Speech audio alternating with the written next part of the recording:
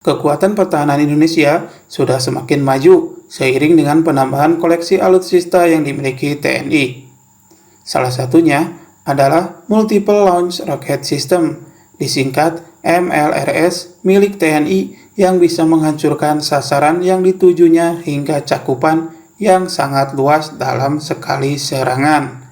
Sistem peluncur roket ini memiliki kemampuan jangkauan yang lebih jauh dengan muatan hulu ledak yang jauh lebih besar dan jumlah roketnya yang tidak sedikit yang bisa diluncurkan secara serentak. Artileri roket model ini sangat terarah dan akurat karena sudah dipadu dengan sistem navigasi modern seperti GPS.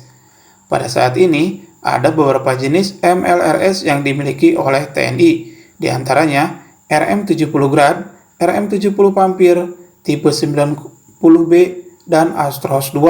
Seperti apa spesifikasi dan kehebatan 4 MLRS andalan TNI tersebut?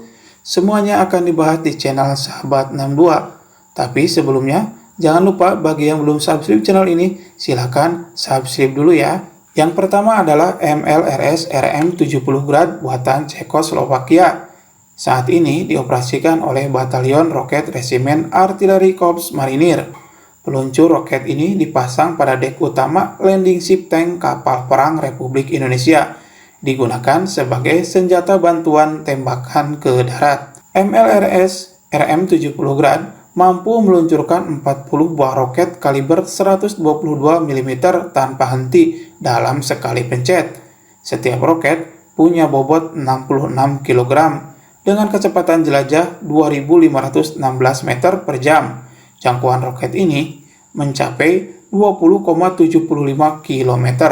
Saat terdetonasi, hulu ledak bisa menghamburkan 3.150 serpihan kecil baja yang berserak hingga radius 28 meter, sehingga sekali luncur bisa meluluh lantahkan area seluas 3 hektar. Saat ini, Indonesia hanya mengoperasikan 9 unit RM-70 Grad.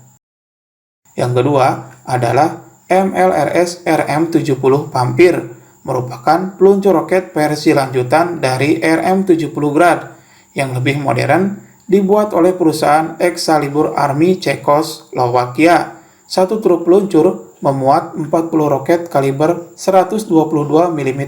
Ada 3 jenis roket amunisi RM-70 dengan kaliber 122 mm.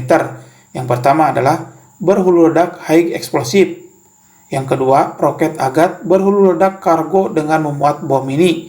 Kemudian yang ketiga adalah Krishna berhulu ledak kargo yang isinya ranjau anti-tank. Dengan sistem magasin waktu yang dibutuhkan untuk loading 40 roket hanya memakan waktu 30-35 detik.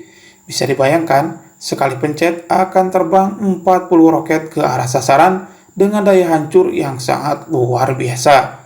Terdapat 4 awak pada tiap unit RM-70 Pampir, terdiri dari pengemudi, komandan pucuk, penembak, dan pembantu penembak. Hebatnya, awak kabin RM-70 Pampir telah dilengkapi proteksi dari bahaya serangan biologi dan kimia. Untuk penembakan, sudah menganut sistem komputerisasi, mulai dari pengiriman data, perhitungan sasaran, koreksi tembakan, semuanya dapat dilakukan lebih optimal dengan komputer yang kendalinya berada di ruangan kemudi truk. Yang ketiga adalah MLRS Noriko tipe 90B, dioperasikan oleh Korps Marinir TNI Angkatan Laut sebanyak 4 unit. MLRS dari Cina ini mengusung 40 peluncur roket dalam satu unit kendaraan. Setiap tabung dapat memuat rudal 122 mm. Roket bisa ditembakkan baik secara tunggal atau dalam salvo dengan jarak 0,5 detik di antara tembakannya. Pola loading dan sistem penembakannya pun tak berbeda jauh dari RM-70 Grad dan RM-70 Pampir.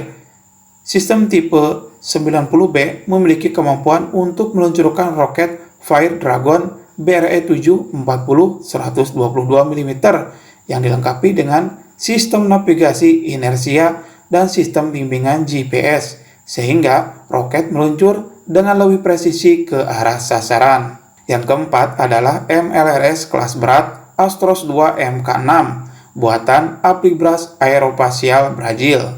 Indonesia membeli sebanyak 36 unit Astros II Mk6 yang dioperasikan oleh Yon Armed 10 dan Yon Armed 1 Kostrad. Senjata ini difungsikan sebagai bantuan tembakan utama di darat.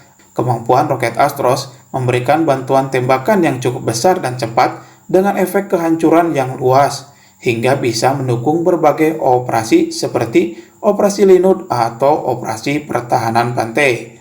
Dalam satu baterai Astros 2 terdiri dari 13 kendaraan dengan perincian 6 unit kendaraan peluncur roket, 6 unit truk pembawa roket, dan 1 unit kendaraan yang dilengkapi radar dan sistem kontrol peluncuran atau penembakan. Astros 2 mampu menembakkan roket multilaras mulai dari kaliber 127 mm sampai kaliber 300 mm, sehingga Astros 2 sangat fleksibel, mampu menjangkau berbagai target dengan jarak yang berbeda-beda. Sistem pengisian ulang amunisi Astros 2 sangat simpel, hanya perlu waktu 8-12 menit untuk satu sistem.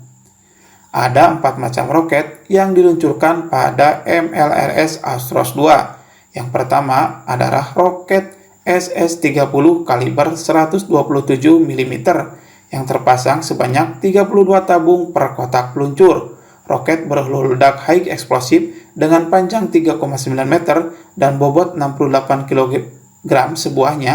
Ini mampu menjangkau sasaran sejauh 30 km. Roket yang kedua adalah SS-40, memiliki kapasitas 16 roket dalam satu tabung peluncur.